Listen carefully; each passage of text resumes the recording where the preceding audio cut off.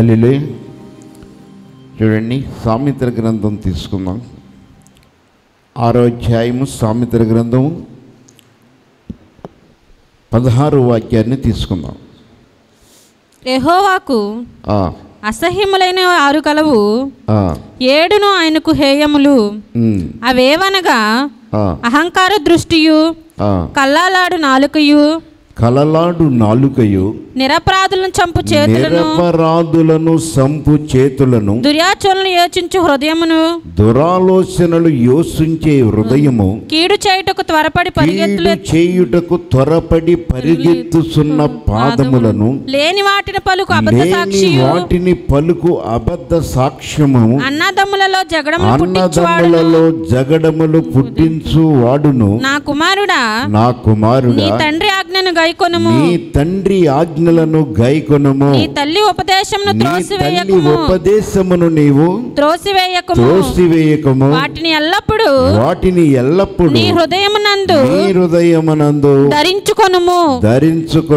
నీ మెడ చుట్టూ వాటిని కట్టుకొనుము. దేవునికి అసహ్యమైనవి 6 కలవు. ఎన్ని చెప్పండి? 6 కలవు.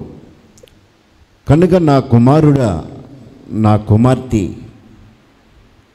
నా పేరు పెట్టబడిన నా కుమారుడా, నా కుమార్తె, యెహోవాకు అసహ్యమైనవి 6 కలవు, 7 ఆయనకు హేయములు.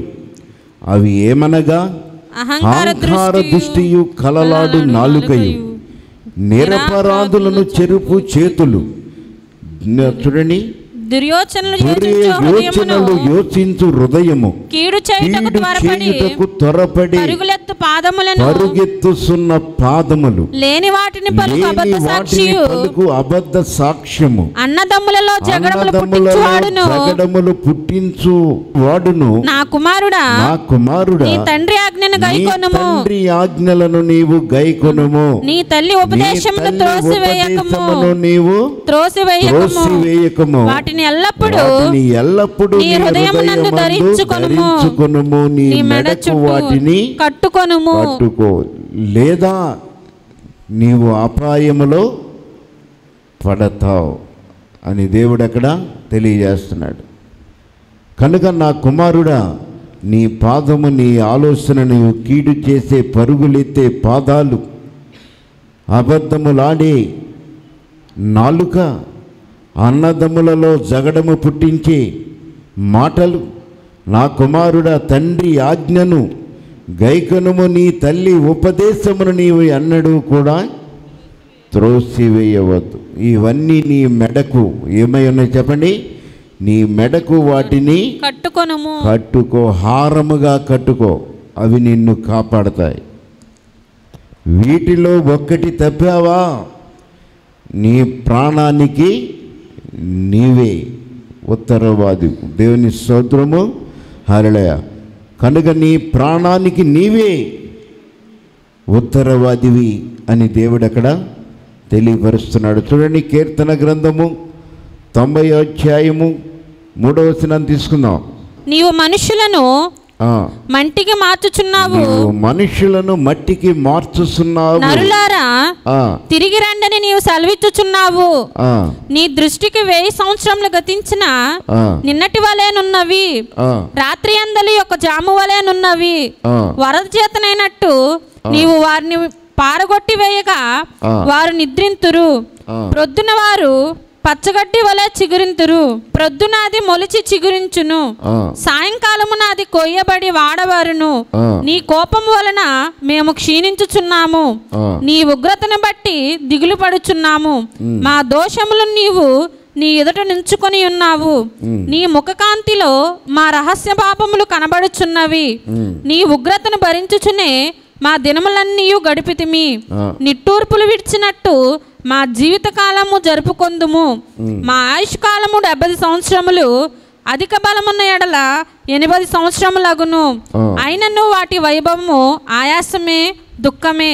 అది త్వరగా గతించును, మేము ఎగిరిపోవుదుము. నీ ఆగ్రహ బలము ఎంతో ఎవరికి తెలియను. నీకు చెందవలసిన భయము కొలది పుట్టు నీ క్రోధము ఎంతో ఎవరికి తెలియను. మాకు జ్ఞాన హృదయము కలుగునట్లుగా చేయుము. మా దినములు లెక్కించటకు మాకు నేర్పుము. యెహోవా తిరుగుము, ఎంతవరకు తిరగక యుందువు. నీ సేవకులను చూచి సంతాపపడము. ఉదయమున నీ కృపతో మమ్మను తృప్తిపరచుము. అప్పుడు మేము మా దినములన్నీ ఉత్సహించి సంతోషించదము. నీవు మనుషులను మట్టికి మార్చుస్తున్నావు, నరులారా తిరిగి రండని నీవు సెలవిచ్చుచున్నావు. నీ దృష్టికి 1000 సంవత్సరములు గతించిన నిన్నటి వలె ఉన్నవి, రాత్రి అందలి ఒక జాము వలె ఉన్నవి. నరులారా ఏమన్నారు చెప్పండి? రాత్రి అందలి ఒక జాము వలె ఉన్నవి. నరులారా ఎక్కడికి తిరిగి రండి చెప్పండి? దేవుని సన్నిధికి తిరిగి రండి. అజ్ఞానుల వలె కాక జ్ఞానము కలిగి నడుచుకున్నాడు. కనుక ప్రభు సమీపంలో ఉన్నాడు. ఈరోజు ఆయన దృష్టికి 1000 సంవత్సరాలు గతించిన నిన్నటి వలనే ఉన్నది. 1000 సంవత్సరాలు ఒక్క రోజు వలె ఆయనకున్నవి. కానీ నీవనుకుంటున్నావు నాకు ఇంకా ఆయుష్ ఉంది, బలముంది, ఇంకా నేను అనేకం చేయగలను, పోరాడగలను, ఇంకా సమయం ఉందలే అనుకుంటున్నావు. కనుక దేవుడు అంటున్నాడు, నరులారా తిరిగి రండి, మీ సమయము గతించిపోతుంది, మీకు ఇచ్చిన ఆయుష్కాలము గతించిపోతుంది. ఈ భూమి మీద నరులను లక్ష్య పెట్టుటకు మానవుడు ఏ పాటివాడు, వాడు ఏ పాటివాడు. దేవుడు మానవుడిని జ్ఞాపకం చేసుకోవటానికి వాడు ఏ పాటివాడు. కనుక చూడండి, కీర్తన గ్రంథము 8వ అధ్యాయము 4వ వచనములో, నీవు మనిషిని జ్ఞాపకము చేసుకొనుటకు వాడు ఏ పాటివాడు. నీవు నరపుత్రులను దర్శించుటకు వాడు ఏ పాటివాడు. దేవుని కంటే వానిని కొంచెం తక్కువ వానిగా చేసి ఉన్నావు. మహిమా ప్రభావములతో వానికి కిరీటము ధరింపచేసి ఉన్నావు. నీ చేతి పనుల మీద వానికి అధికారం ఇచ్చి ఉన్నావు. గొర్రెలన్నిటిని ఎడ్లన్నిటిని అడవి మృగములను ఆకాశ పక్షులను సముద్ర మత్స్యములను సముద్ర మార్గములలో సంచరించే వాటన్నిటిని కూడా పాదముల క్రింద నీవు ఉంచి ఉన్నావు, కింద పెట్టి ఉన్నావు. యెహోవా మా ప్రభువా భూమి అందంతటా నీ నామము ఎంత ప్రభావము కలది. నీవు మనిషిని జ్ఞాపకము చేసుకున్నటకు వాడు ఏ పాటివాడు. నీవు నరపుత్రుని దర్శించుటకు వాడు ఏ పాటివాడు. దేవుని కంటే వానిని కొంచెము తక్కువగా నీవు చేసి ఉన్నావు. మహిమ ప్రభావములు వారికి కిరీటముగా నీవు దర్శింపచేసి ఉన్నావు. నీ చేతి పనులన్నిటి మీద నీవు వానికి అధికారమును అనుగ్రహించున్నాడు. దేవుడు భూమి మీద ఆయన చేతి పనులన్నిటి మీద నీకు అధికారం ఇచ్చాడు. ఈ సర్వ సృష్టిని నోటి మాటతో కలగచేశాడు.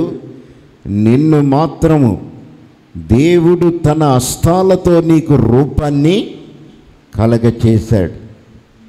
తన ఆలోచనలు నీలో ఉండాలని, దేవుని తలంపులు నీలో నెరవేరాలని, దేవుని స్వరూపాన్ని కలిగిన మానవుడు నిజముగా దేవుడు లాంటివాడిగా ఉండాలి. మానవుడు దేవునితో సావాసము చేసే స్థానములో ఉండాలని. కోట్ల కొలది దూతలున్నారు ఆయనకి సావాసం చేయాలండి. కానీ వారిని ఊరికినే నోటి మాటతో కలగచేశాడు. వారితో సావాసం ఆయన చేయడు. ఆయన ఎవరితో చేస్తాడు చెప్పండి? అల్పుడైన బలహీనుడైన మనుషుని తన రూపములో తన మనస్సాక్షిని అతనికిచ్చి, అతని పాదాల కింద దేవుడు చేసిన అధికారం, దేవుడు చేసిన సర్వ అధికారం మీద అతనికి అధికారాన్ని దేవుడు అనుగ్రహించాడు. అంటే నీవు ఎంత జ్ఞానము కలిగి నడుచుకోవాలి. సంఘములో నిన్ను చేర్చాడు అంటే సంఘములో నీవు ఎలుపటి వారి ఎడలు ఎలా ఉండాలి చెప్పండి? నీ ప్రవర్తన చాలా జాగ్రత్త కలిగి ఉండాలి, లేదా నీ ప్రాణానికి నీవే ఉత్తరవాదివి. దేవునికి స్తోత్రము. హల్లెలూయా. కనుక దేవుడు సమస్త అధికారము నీకు ఇచ్చి జ్ఞానము కలిగి నీ ఆయుష్కాలము 60, 70, 80 నీకిచ్చిన దినాలు జ్ఞాపకము చేసుకో అంటున్నాడు.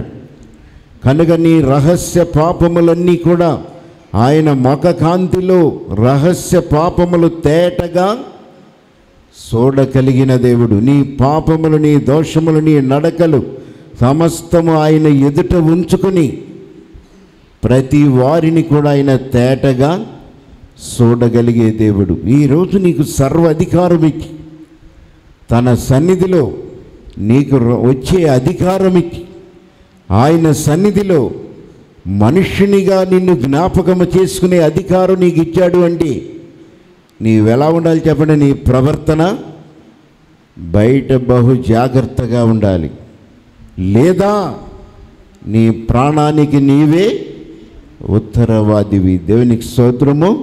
హల్లెలూయా. ఆ తర్వాత కీడు వచ్చినా, ఆ తర్వాత నీకు అపాయమే కలిగినా, కానీ దేవుడు అంటున్నాడు, నా సన్నిధానములో నీవు ప్రవర్తన కలిగి సరి చేసుకుని లెక్కల్లో ఉన్నప్పుడు దేవుడు నీకు తోడుగా ఉంటాడు. నీ శత్రువులకు నేను శత్రువును, నీ మిత్రులకు నేను మిత్రుణ్ణి అంటున్నాడు. కనుక నీ నడకలను ఆయన ఏమన్నారు చెప్పండి? కీర్తన గ్రంథం 139 మొదటి వచనములో ఆయన నీ నడకలని, యెహోవా నీవు నన్ను పరిశోధించి తెలుసుకొని ఉన్నావు, పరిశోధించి తెలుసుకొని ఉన్నావు. నేను కూర్చుండుట, నేను లేచుట నీకు తెలియను, లెగుసుట నీకు తెలియను. నాకు తలంపు పుట్టక మునిపే నా మనసు గ్రహించుచున్నావు, నా మనస్సును గ్రహించుచున్నావు. నా నడకను నా పడకను పరిశీలన చేయుచున్నావు. నా చర్యలన్నిటిని నీవు బాగుగా తెలుసుకొని ఉన్నావు. యెహోవా మాట నా నాలుకకు రాక మునిపే అది నీకు పూర్తిగా తెలిసి ఉన్నది. వెనుకను ముందును నీవు నన్ను ఆవరించి ఉన్నావు. నీ చెయ్యి నా మీద ఉంచి ఉన్నావు. ఇట్టి తెలివి నాకు మించినది, అది అగోచరము, అది నాకు అందదు. నీ ఆత్మ యొద్ద నుండి నేను ఎక్కడికి పోవుదును? నీ సన్నిధిలో నుండి నేను ఎక్కడికి పారిపోవుదును? నేను ఆకాశమునకు ఎక్కినను, నీవు అక్కడను ఉన్నావు. నేను పాతాళమందు పండుకొనినను, అక్కడ కూడా ఉన్నావు. నేను వేకువ రెక్కలు కట్టుకుని సముద్ర దిగంతములలో నివసించునను, అక్కడను నీ చెయ్యి నన్ను నడిపించును, నీ కుడి చెయ్యి నన్ను పట్టుకొనును. అంధకారము నన్ను మరుగ చేయును, నాకు కలుగు వెలుగు రాత్రి వలె ఉండును అని నేను అనుకుని ఎడల చీకటి అయినను నీకు చీకటి కాకపోవును, రాత్రి పగటి వలె నీకు వెలుగుగా ఉండును. చాలండి. అక్కడ తల్లి గర్భమందు పుట్టిన నాడే, నా తల్లి గర్భమందు దేవుడు మనలను ఎరిగినవాడు. నీ నడకలు, నీ ప్రవర్తన అంతా కూడా ఎరిగినవాడు. నేను కూర్చుండుట, లెగుసుట నీకు తెలియను. నాకు తలంపు పుట్టక మునిపే నీవు నా మనస్సును పూర్తిగా గ్రహించి ఉన్నావు. నా నడకలను నీవు ఎరిగి ఉన్నావు, నన్ను పరిశీలన చేస్తున్నావు. యెహోవా మాట నా నాలుకకు రాకక మునిపే నీవు పూర్తిగా తెలుసుకుని ఉన్నావు. వెనుకను ముందును నీవు నన్ను ఆవరించి ఉన్నావు. ఇట్టి తెలివి నాకు మించినది, అది అగోచరము, అది నాకు అందదు. నీ ఆత్మ యొద్ద నుండి నేను ఎక్కడికి పారిపోదును, నీ సన్నిధిలో నుండి నేను ఎక్కడికి పారిపోతాను ప్రభా. కనుక దేవుడు మానవుణ్ణి ఆయన సృష్టించిన తరువాత దేవుడు ఏం చేశాడు చెప్పండి? దేవుని యొక్క సమస్తము సృష్టి మీద అధికారాన్ని ఇచ్చాడు. ఆ అధికారం ఇచ్చి మానవుడి మీద దేవుడు దృష్టి కలిగి ఉన్నాడా లేదా చెప్పండి? దృష్టి కలిగి ఉన్నాడు. నీవు ఎక్కడికి వెళ్తున్నావు, ఏం చేస్తున్నావు, ఎలా మాట్లాడుతున్నావు, ఏ రీతిగా ప్రవర్తిస్తున్నావు, అబద్ధికులతో కలిసినప్పుడు ఎలా ఉంటున్నావు, పరిశుద్ధులతో నీవు ఎలా ఉంటున్నావు, దేవుని సంఘములో ఏ రీతిగా ప్రవర్తిస్తున్నావు, అలాగుని నీ నడకలు, నీ పడకలు, నీ క్రియలు సమస్తము కూడా ఎరిగి ఉన్నాడు.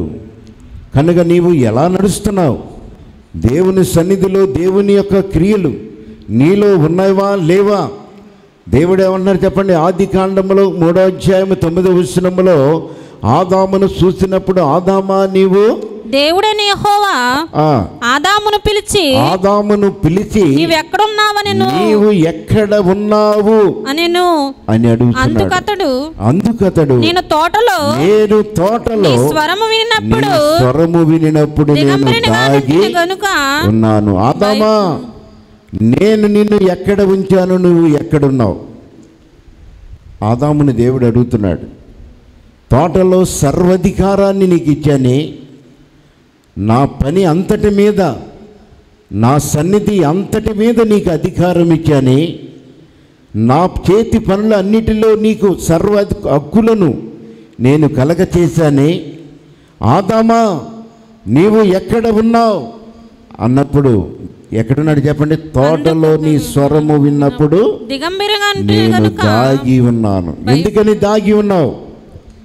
నా మాట వినకుండా నీవు తప్పిపోయావా? నా ఆజ్ఞలు మీరావా?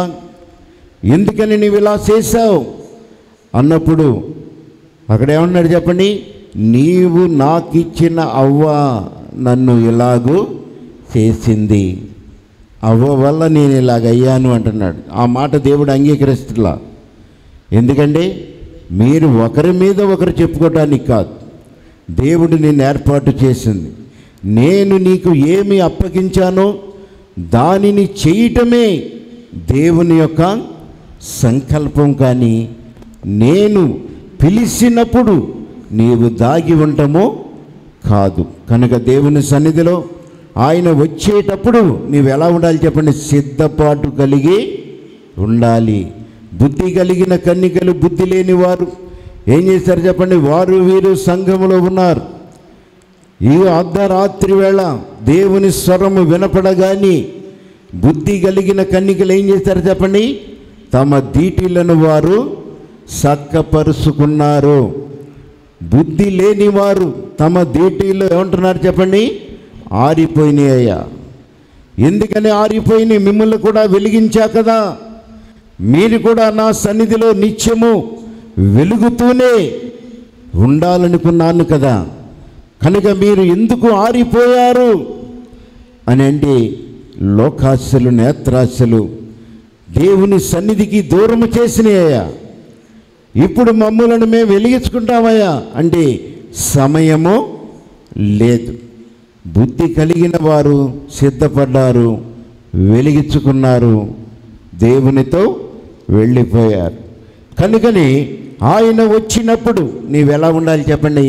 సిద్ధపాటు కలిగిన వ్యక్తిగా ఉండాలి. లోకాసు సువార్త 12వ అధ్యాయం 37వ వచనములో చూడండి, ప్రభు వచ్చి ఏ దాసులు మెలకువగా ఉండుట, ఏ దాసుడు మెలకువ కలిగి ఉండును కనుగొనును ఆ దాసులు ధన్యులు.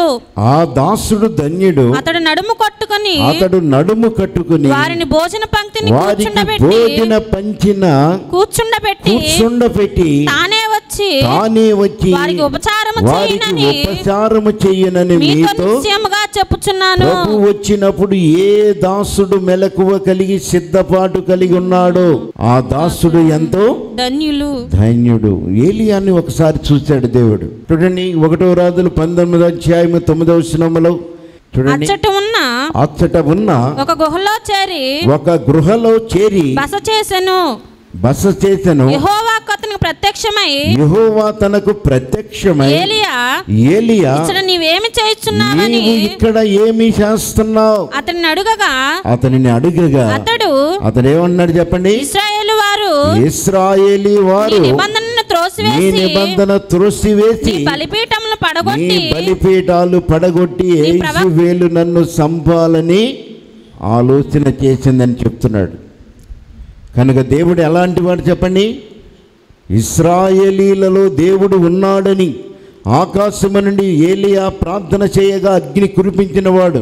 పరిశుద్ధ సంఘానికి అధిపతులైన అమ్మగారికి నిండు వందనాలు తెలియజేస్తున్నాను. సంఘానికి వచ్చిన అందరికీ వందనాలు. నేను మీ అందరికీ తెలిసే ఉంటుంది, పోలీస్ కానిస్టేబుల్కి ఉద్యోగం చేయించున్నాను. 2018లో ఇస్తాను. ఉద్యోగం రాకముందు వచ్చాక కూడా ఎన్నో అద్భుత కార్యాలు చేశారు నా జీవితంలో. ఆ అద్భుత కార్యాల్లో కానిస్టేబుల్కి ఉద్యోగం చేయించున్నప్పటి నుండి దేవుడు ఎన్నో శ్రమల నుండి రక్షిస్తూ వచ్చారు. దేవుని కృతజ్ఞత కలిగే ఉంటున్నాను. 2 సార్లు నా జీవితం ఊహించలేని కార్యాలు మరి ఈ సన్నిధికి వచ్చాక ఏంటంటే, కుడికన్ను స్వస్థత అది చూపు కోల్పోయిందని ఆల్రెడీ చెప్పి మీ అందరిలో ప్రార్థనలో పెట్టమని చెప్పి అడిగి ఉన్నాను కూడా. కంటి సమస్యతో బాధపడ్డాను, కుడికన్ను.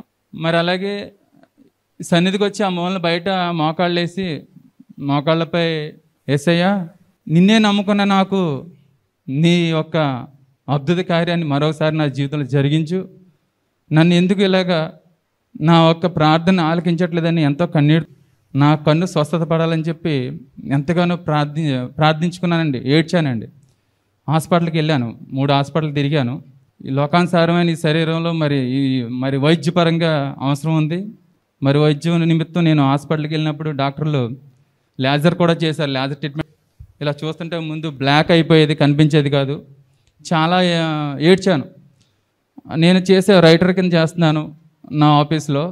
చాలా సతమతం అయిపోయేవాడిని, సిస్టమ్ మీద ఎక్కువ ఉండాలి. 1 నెలల ఇప్పటి వరకు లీవ్స్ ఎప్పుడు వాడలేదు, అదే రిమార్క్ ఉండకూడదు.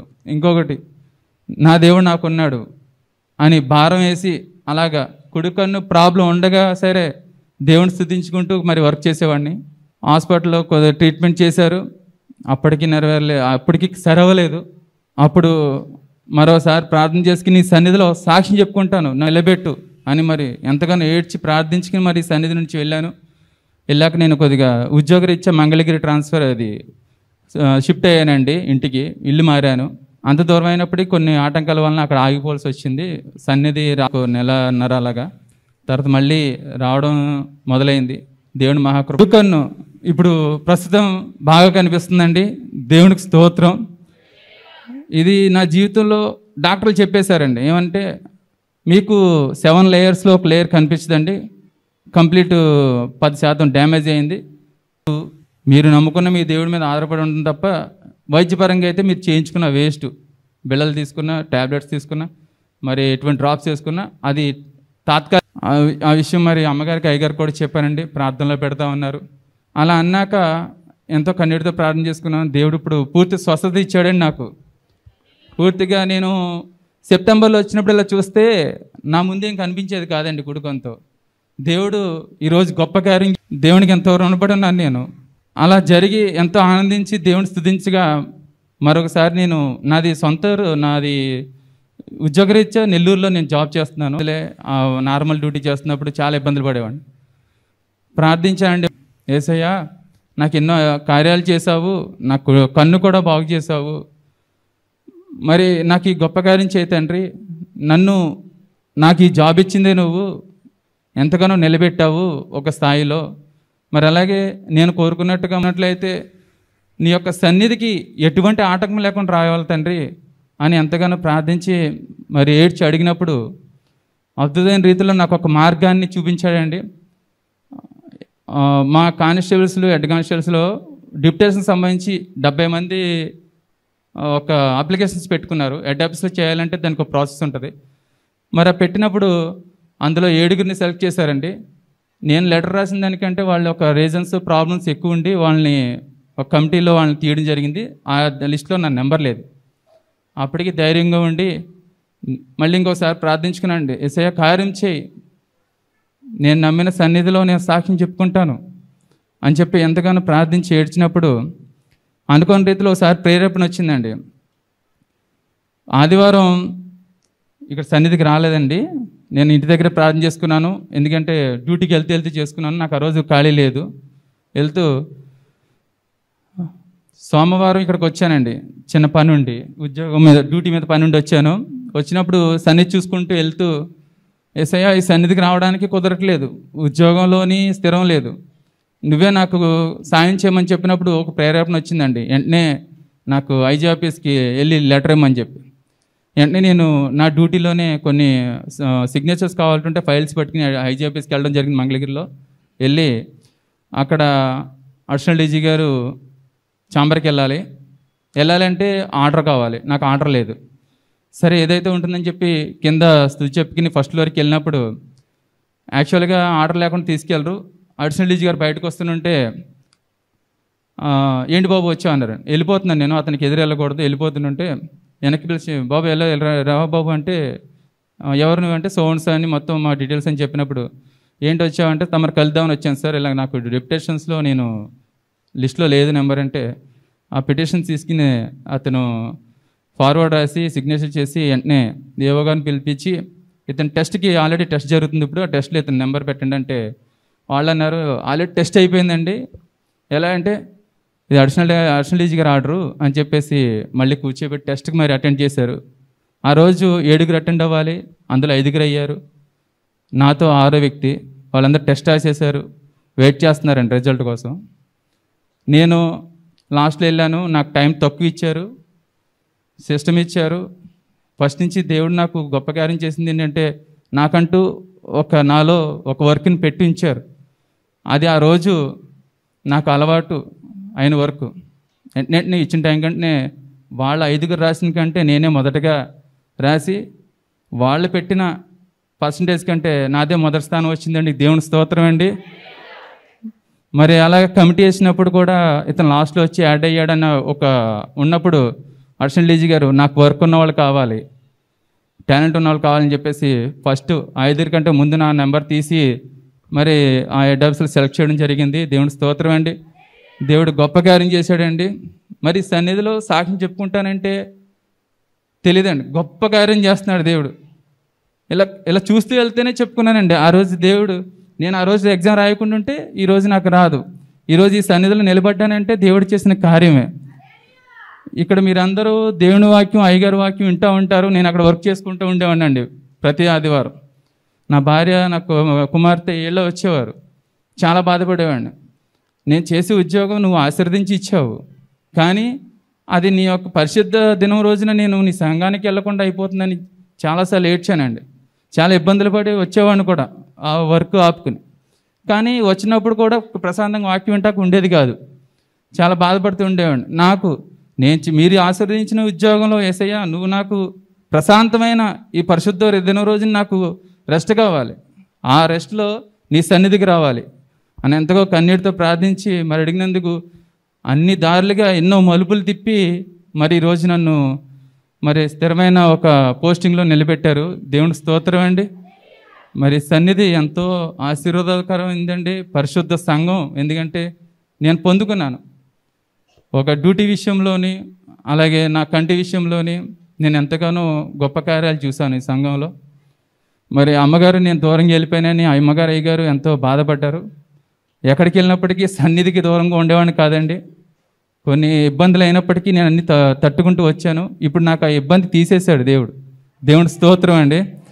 ఈ గొప్ప కార్యం చేసిన నా యేసయ్యకి వందనాలు, అలాగే సంఘానికి అందరికీ వందనాలు తెలియచున్నానండి. దేవుడు ఈ సాక్ష్యాన్ని దీవించును గాక.